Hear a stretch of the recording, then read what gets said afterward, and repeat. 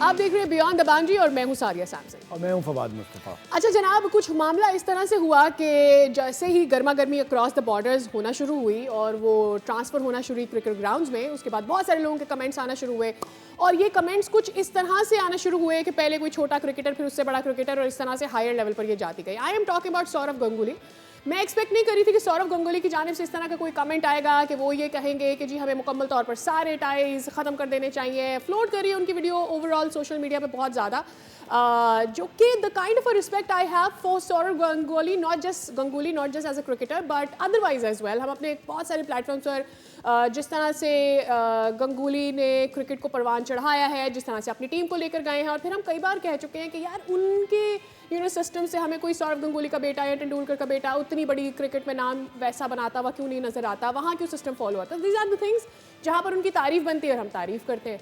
लेकिन जहाँ पर आप आ जाते हैं पाकिस्तान को बैश करने पर, पाकिस्तान को अटैक करने पर, या इस तरह का कोई कमेंट जो कि शायद किसी क्रिकेटर के लिए बनता नहीं है क्योंकि वो बहुत ही पॉलिटिकल सिचुएशन लगती है, उसके ऊपर मुझे फवाद भाई का कमेंट लेना है कि जो भी मेरे लिए एक क्रिकेटिंग हीरो होता है, जो मेरे लिए एक क्रिकेट की बहुत बड़ी शख्सियत होता है, वो अगर भारत से ताल्लुक़ रखता है तो वो इस तरह का कमेंट क्यों दे देता है। आई मीन, क्या वहाँ पर एक्सट्रीमिज़म की सोच परवान चढ़ रही है, उन लोगों की कोई पॉलिटिकल मजबूरी है, या उनको वो ओहदे चाहिए, अगर इस तरह का कमेंट नहीं देंगे तो वो ओहदे उनको नहीं मिलेंगे जो उनके पास है। देखिए, मुझे ना कोई लॉजिकल बात करने वाला नज़र नहीं आ रहा होता इन हालात में। बहुत कम लोग, पहले बहुत ज़्यादा होते थे। सबसे पहले तो सवाल ये होना चाहिए कि जी इसकी इंक्वायरी होनी चाहिए, पता होना चाहिए क्या हुआ है, और फिर उसके ऊपर ये सारे नहीं मैं कह रहा हूँ, ये जिससे बात होकर किसी स्पोर्ट्समैन या क्रिकेटर से, तो वो ये क्या कि जी इंक्वायरी हो, पता हो, अगर वो इन्वॉल्व है तो उसके ऊपर उसके बाद ये डिसीजन हो। और बात सारी ये कि आपको पहले तो ये कहना चाहिए पाकिस्तान के साथ आप खेल ही कहाँ रहे हैं। आप खेल तो नहीं रहे, आईसीसी के इवेंट में खेल रहे हैं, आप उनके मुल्क नहीं जा रहे, वो आपके मुल्क नहीं जाएंगे।